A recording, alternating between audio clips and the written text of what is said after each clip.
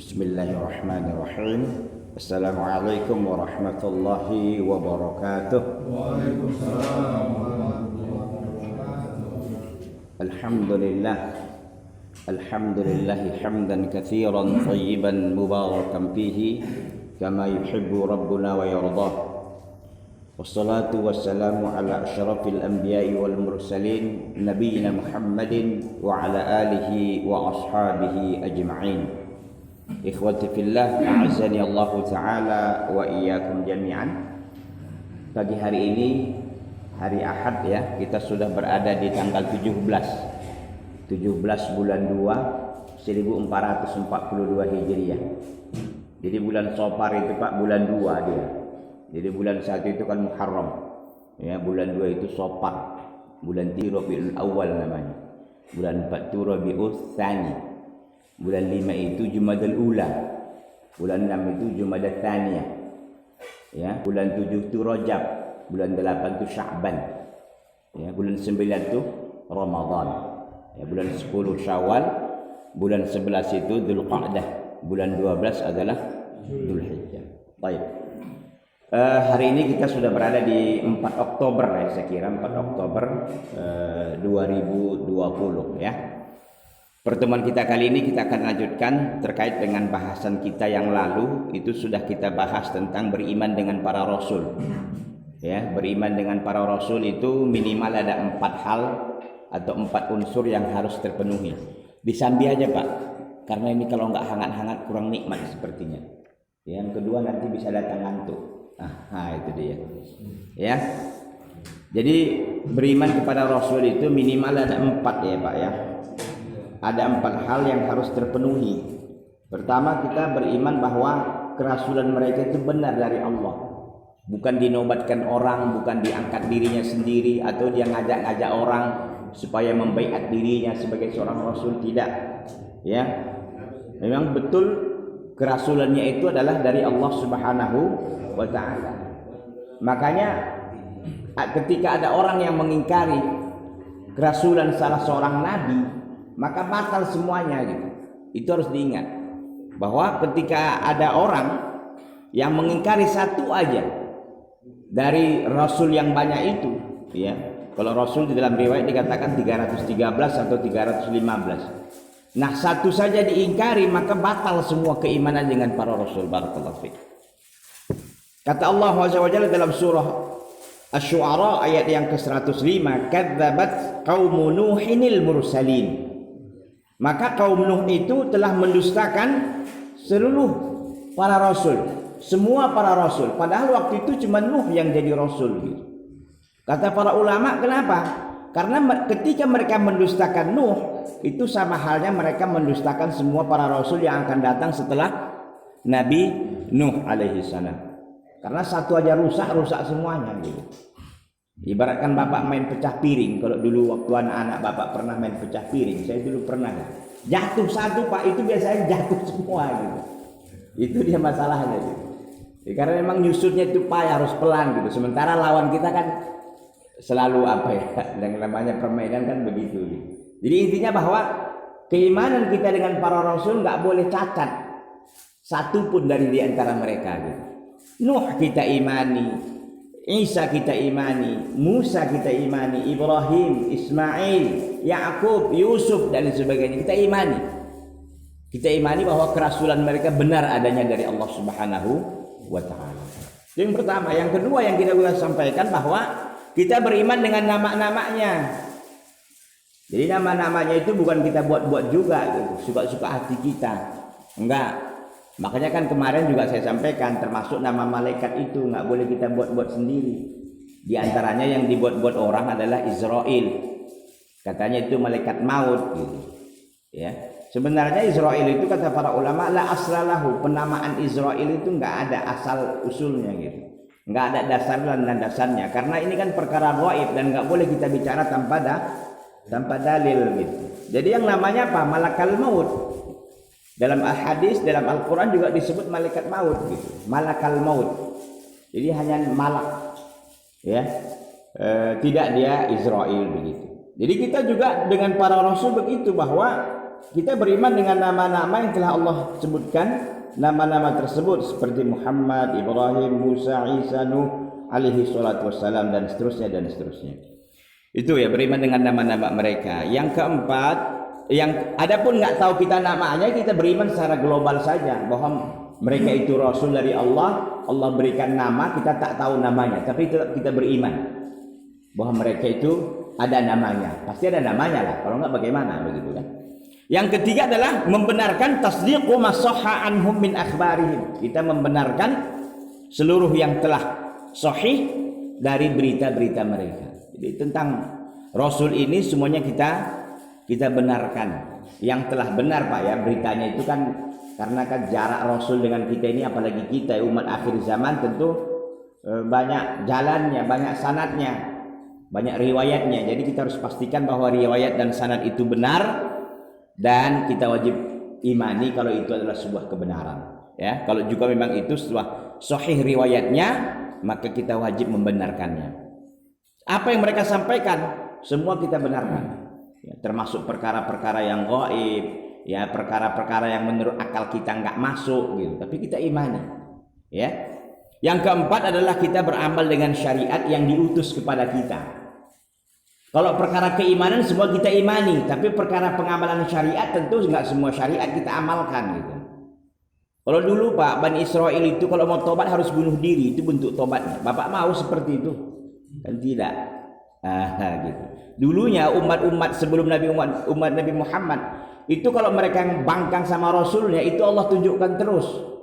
Maka kalau kita baca dalam surah Al-Haqqah umpamanya bagaimana Allah Azza wa Jalla lenyapkan mereka dengan tiupan angin yang sangat kuat, ya. Begitu juga dengan umat-umat yang Allah hancurkan dengan banjir, Allah Azza wa Jalla hancurkan dengan suara yang keras, banyak. Jadi umat-umat dahulu itu kalau ngelawan langsung dikontani oleh Allah. Ini karena Nabi Muhammad SAW meminta kepada Allah agar umatnya ini tidak disegerakan azabnya di dunia, tapi nanti di akhirat. Gitu. Kalau enggak Pak, kayaknya dai-dai udah nggak ada lagi, ustadz udah nggak ada gitu. Orang ketakutan semua. Dia zina, langsung kemaluannya besar dan besar sebesar drum. Gimana orang nggak malu? Gitu kan. Dia berdosa mencuri, tangannya langsung lumpuh. Kita pun nanya, kenapa tangannya lumpuh? Ya dari malam dia nyuri. Gitu. Wah kalau kayak gitu Pak, saya kira hancur kita nih, ya. Begitu. Itu berbahaya sekali. Orang nggak sholat langsung gila umpamanya. Gitu. Ya orang gila beneran, bukan orang gila digila-gilakan, itu lain lagi ceritanya kan gitu. Orang gila beneran memang gitu. Itu berbahaya. Tapi Allah SWT ya mengijabah doa nabinya sehingga kita ini tidak langsung dikontani. Ya, kalau dikontani berbahaya Pak. Ya, jadi umat ini nanti semuanya ketakutan. Fungsi dakwah itu kayaknya udah hilang. Semua orang takut udah. Gitu ya. Ikhwati fillah azani Allah taala wa iyyakum jami'an.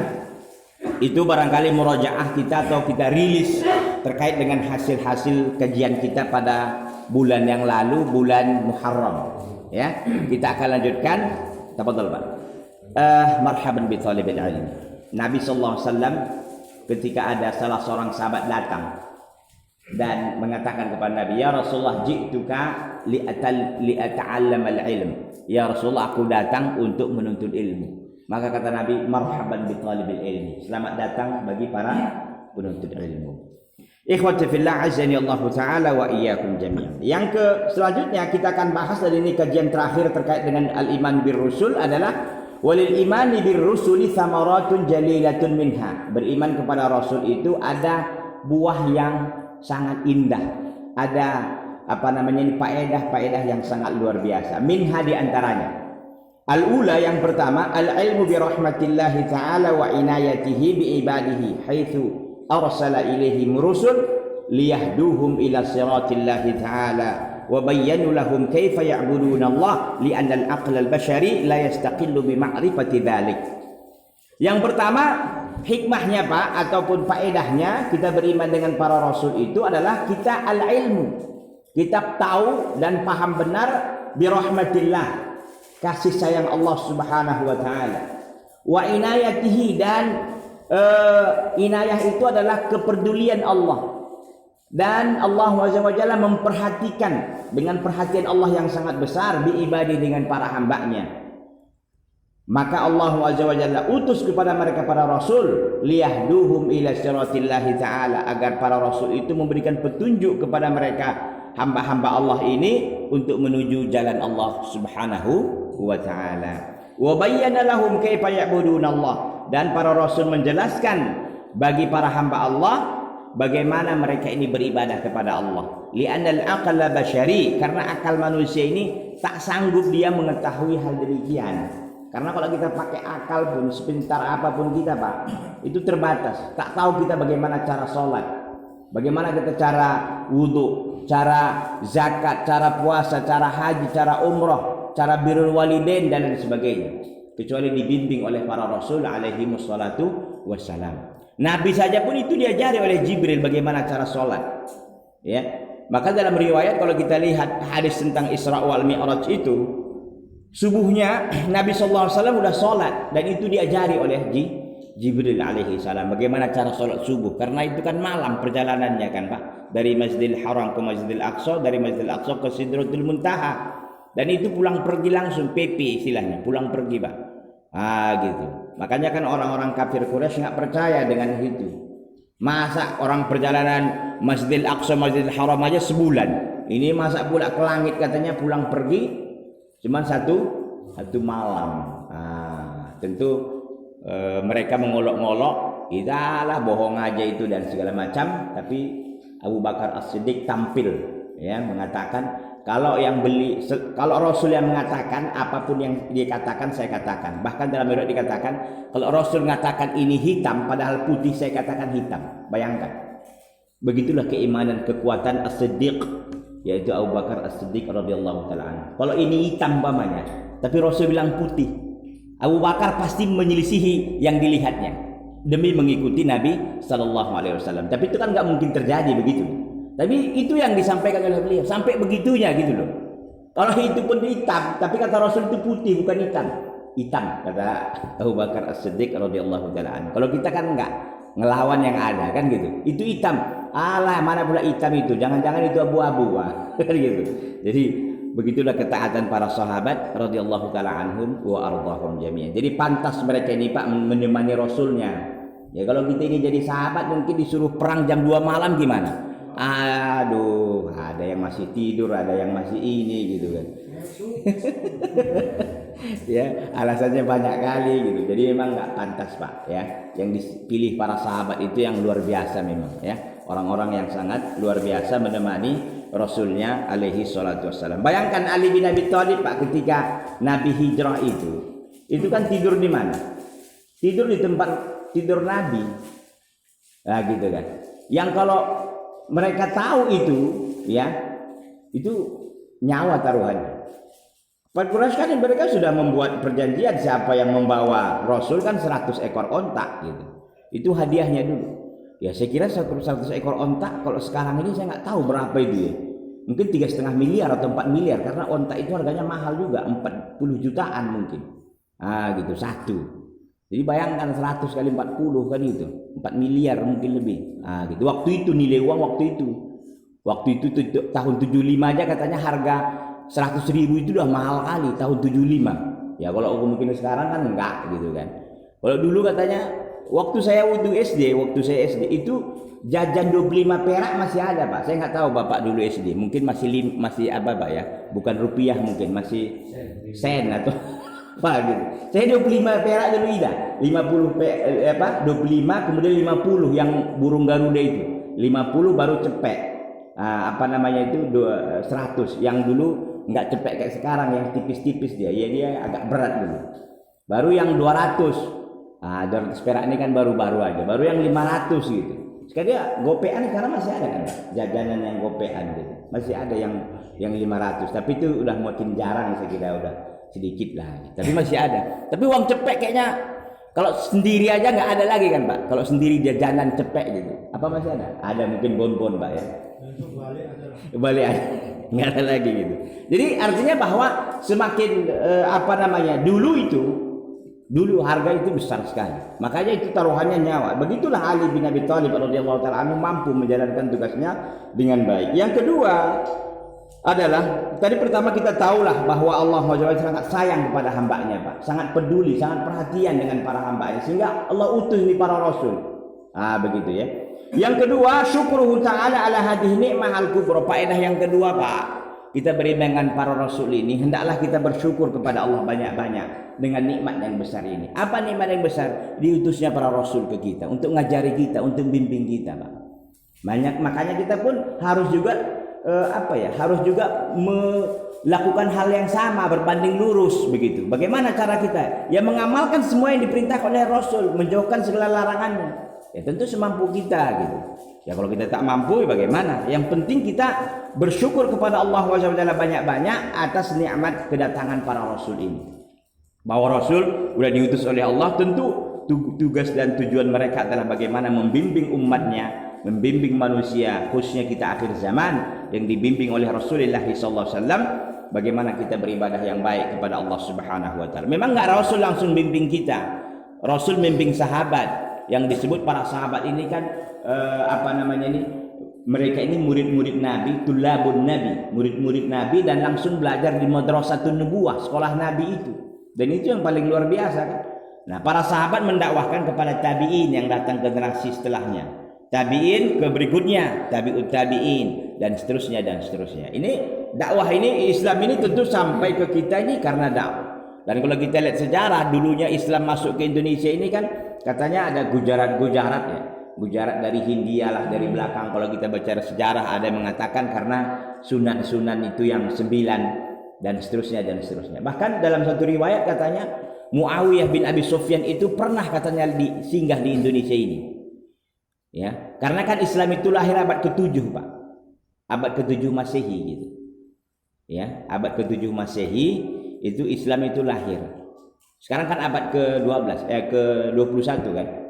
Gitu. Dulu abad ke-7 itu Islam itu datang. Karena dia 622 sekian, 622 sekian. Berarti kan sudah masuk abad ke-7.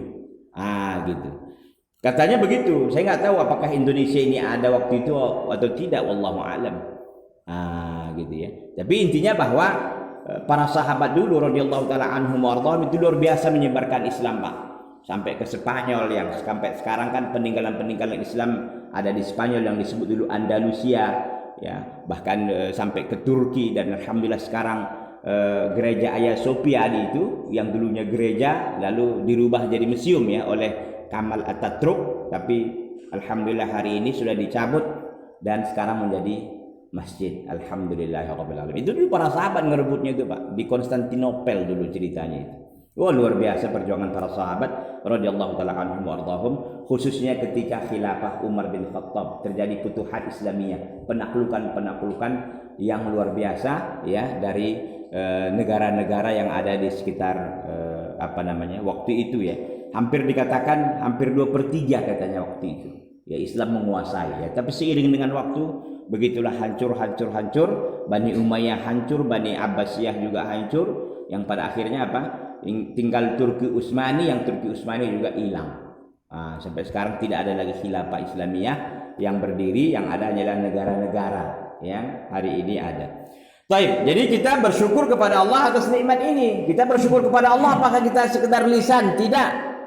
Ya, tidak hanya sekedar lisan, tapi kita ada prakteknya. Bukti kita syukur itu gimana gitu. Bukti kita syukur itu kita beribadah sebaik-baiknya kepada Allah, mengikuti sunnah Rasul gitu. Jadi ibadah itu sedikit tapi dia berkualitas. Ibadah yang berkualitas itu adalah yang pertama ditentukan dengan setingkat mana keikhlasan kita kepada Allah, Pak. Orang ikhlas itu bertingkat-tingkat tentunya. Orang yang ikhlas dalam satu ibadah bisa saja di awal dia ikhlas, tapi semakin menurun keikhlasannya gitu. Yang tadinya full 100%, lama-kelamaan 90, 80 dan seterusnya begitu. Ya. Itu pertama yang menentukan keikhlasan kita menjalankan itu karena Allah SWT. Yang kedua tentu sejauh mana kita ittiba'un Nabi. Ini yang paling penting juga, Pak. Setelah ikhlas kepada Allah, bagaimana kita ittiba'? Ya, makanya kata orang di hadapan ikhlas ini, di hadapan mutabah ini ada 4 kategori orang. Yang pertama dia ikhlas tapi nggak ikut Nabi. Yang kedua, dia ikut Nabi tapi tidak ikhlas. Dia memang ikut Nabi tapi nggak ikhlas. Itu amalannya orang-orang munafikin, Pak. Orang-orang munafikin kan sholat di belakang Nabi mereka. Tapi mereka nggak ikut nggak ikhlas menjalankannya. Mereka sholat itu karena ingin dipuji orang, agar dianggap nggak orang ini. Makanya mereka nggak malas melakukan sholat subuh dan sholat isya. Kenapa? Karena penontonnya nggak ada, gitu. Nggak disaksikan orang. Jadi mereka kalau sholat isya, sholat subuh malas. Dan itu disebut dalam Al-Quran. Kusala mereka, malas-malasan. Lagian sholat malam kan capek. Kalau sholat isya capek, kalau sholat subuh lagi tidur, lagi ngantuk. Begitu ya. Yang kedua siapa? Yang ketiga ini adalah orang yang tak ikhlas, ya, tak mutaba'ah, tak ikhlas dan tak mutaba'ah. Sementara yang keempat adalah orang yang tadinya ikhlas lalu hilang ikhlasnya di tengah jalan, Pak. Na'udzubillah min dzalik. Oleh karena itu kita selalu berusaha bagaimana memastikan seluruh amal kita itu ikhlas karena Allah, kemudian mengikuti dan mencontohi sunnah-sunnah Rasul sallallahu alaihi wasallam. Yang ketiga ikhwati fillah adalah mahabbatur Rasul alaihi wassalatu wassalam wa ta'dhimuhum. Yang ketiga, faedah kita beriman dengan Rasul itu adalah kita mencintai para Rasul alaihi wassalatu wassalam. Semoga kesejahteraan dan keselamatan tercurahkan kepada mereka. Jadi kita mencintai para Rasul wa ta'dhimuhum dan mengagungkan mereka.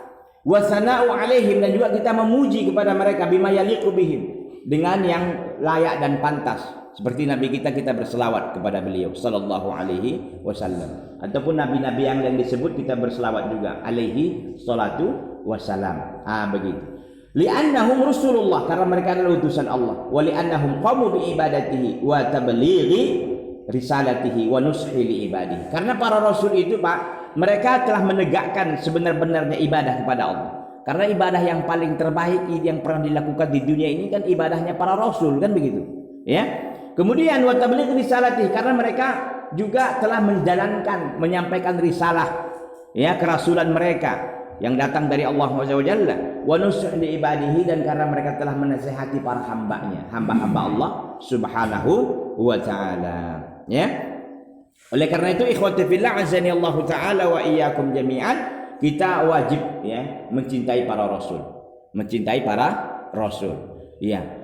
Dan kita mengagungkan mereka dan juga kita memuji mereka yang sesuai dengan sesuai dengan keadaan mereka dan yang layak bagi mereka. Enggak berlebihan kita memujinya, karena nanti kalau berlebihan itu bisa berbahaya, jatuh kepada ghulu namanya, berlebihan, ya.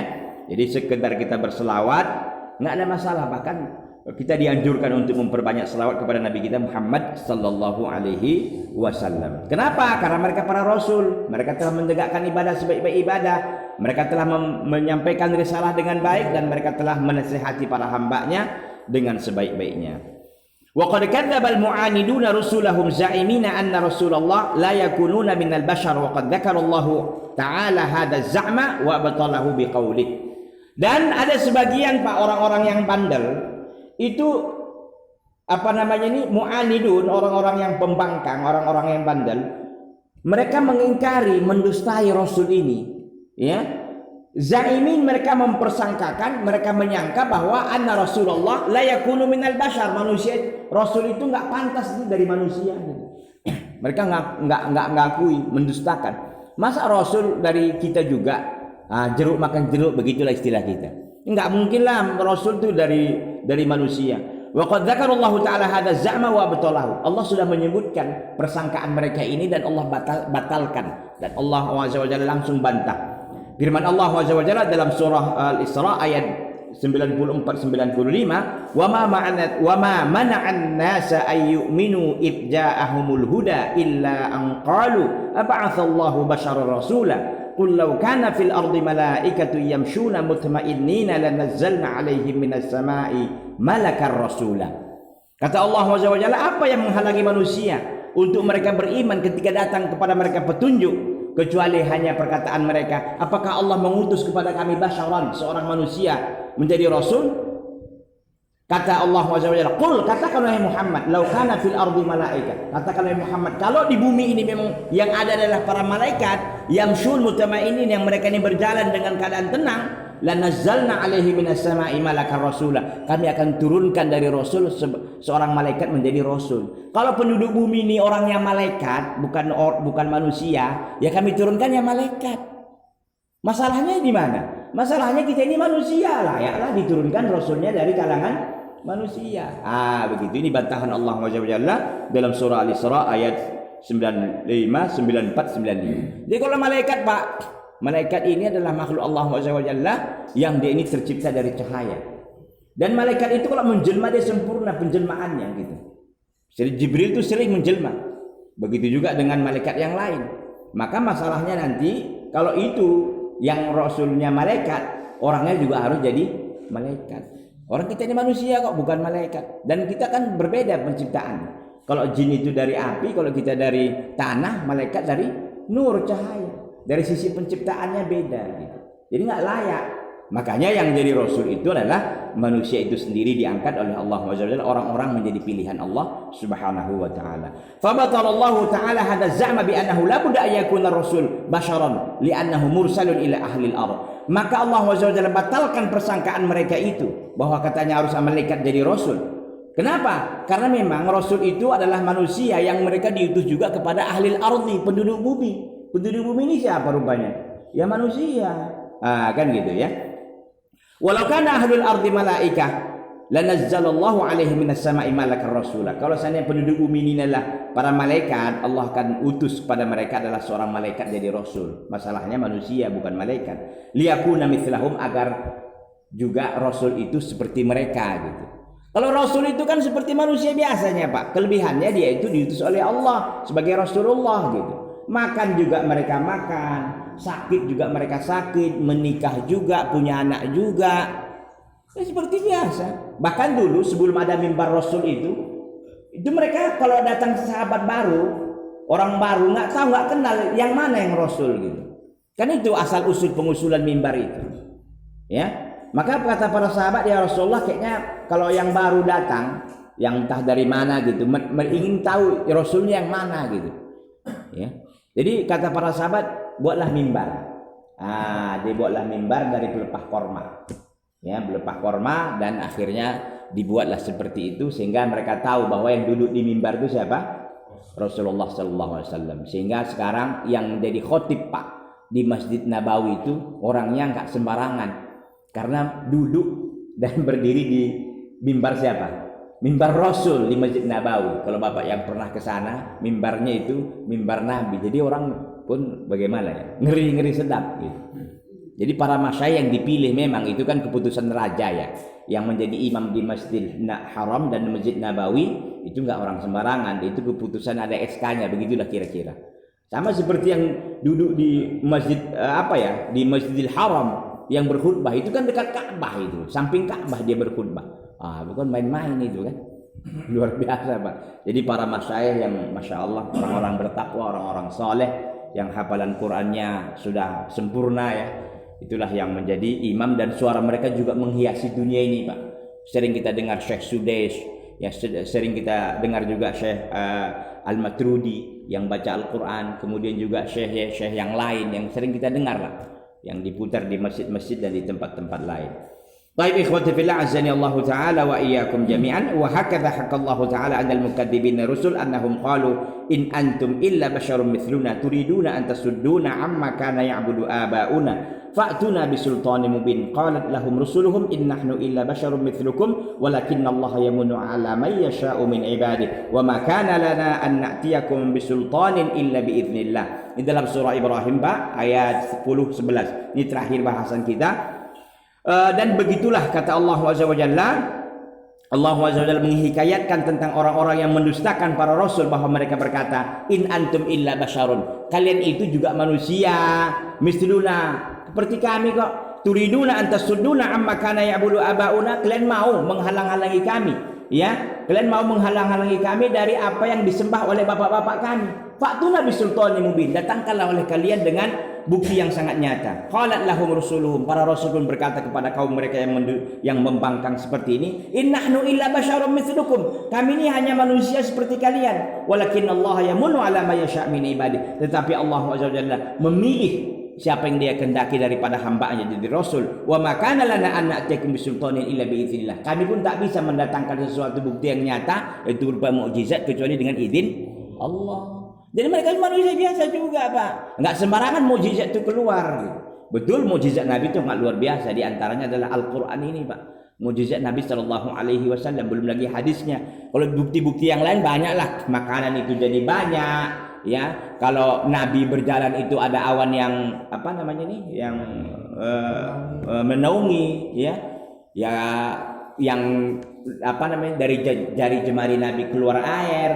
Itu sekecil lah ceritanya kalau kita bandingkan dengan mukjizat Nabi yaitu Al-Qur'an, belum lagi dengan hadis-hadis beliau yang sampai hari ini tercatat dengan rapi, ya, di kitab-kitab para ulama rahimahumullah rahmatan wasi'atan. Ini kita selesai, Pak, rukun Islam yang keempat. Ya, rukun iman yang keempat. Rukun iman yang keempat itu beriman dengan Rasul, dan sekarang kita akan beriman dengan hari akhir. Ini yang akan kita bahas. Mudah-mudahan waktu kita sedikit lagi, Pak, ya. Emang ngantuknya ini, Pak, luar biasa, Bapak. Minum aja, Pak. Minum apa segala macam sehingga nggak ngantuk. Ya, memang kalau kita menolok seperti ini, ya menolak ya, bukan dialog, ini memang agak ngantuk gitu. Tapi kita tak ada pilihan lain. Kalau kita pakai proyektor juga tak ada proyektor kita di sini kan, infocus tidak ada, ya. Kalau kita buat makalah kita sebar juga, kayaknya Bapak nggak bisa bahasa Arab gitu, serba bingung memang, ya. Gimana, Pak? Ya, lebih ngantuk lagi kan itu, oleh apa nih?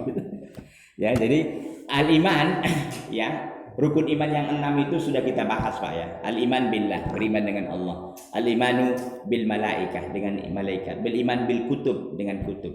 Ini yang keempat, beriman bil rasul, sudah selesai. Yang terakhir, beriman dengan hari akhir, nanti baru kita takdir. Nah, ini, Pak. Silakan, Pak, diminum dulu, diapakan dulu. Ada pertanyaan, Pak, sebelum kita pindah ke tema berikutnya? Bismillah. Ada, Pak? Ada, ya ada kali. Nah, silakan. Tadi kami menyampaikan bahwa kita harus memuliakan Rasul. Iya. Tapi kalau di Indonesia ini saya lihat terkhusus orang Arab. Orang Arab, ya. Orang Arab terkhusus. Tapi saya lihat kurang memuliakan Rasul. Dan buktinya apa? Buktinya ini paling dekat. Saya memuliakan ustaznya dengan, kan nggak mungkin nama kan. Ya ustaz. Ya. Kita manggil orang yang apa? Bapak. Nah ini masa panggil Nabi, ya Muhammad gitu. Nggak ada kesan mulia ya. Kalau orang Jawa kan mulia Kanjeng Rasul. Iya. Jadi Pak, kita kok jangkar kalau orang Jawa. Itu gimana Ustaz?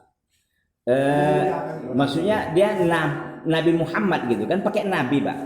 Kalau kita ya kan kesannya nggak ada. Kalau orang Jawa kan itu kan Iya. Kanjeng Rasul. Kanjeng Rasul. Ada Kanjeng itu yang mulia. Gitu. Iya, iya. Kita kan biasanya Nabi Muhammad. Memangnya itu adik kau gitu, pokoknya enak aja manggil nama gitu. Iya. Nggak ada riwayat-riwayat. Iya, baik. Nah itu aja.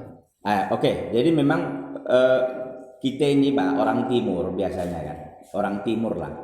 Bukan orang Timur maksudnya orang Sulawesi, bukan. Jadi Timur ini maksudnya orang, biasanya orang mengikelompokkan Timur dan Barat begitu kan. Memang kalau orang Timur ini kan keramah tamahannya itu terkenal kalau kita bicara sejarah gitu kan. Luar biasa memang.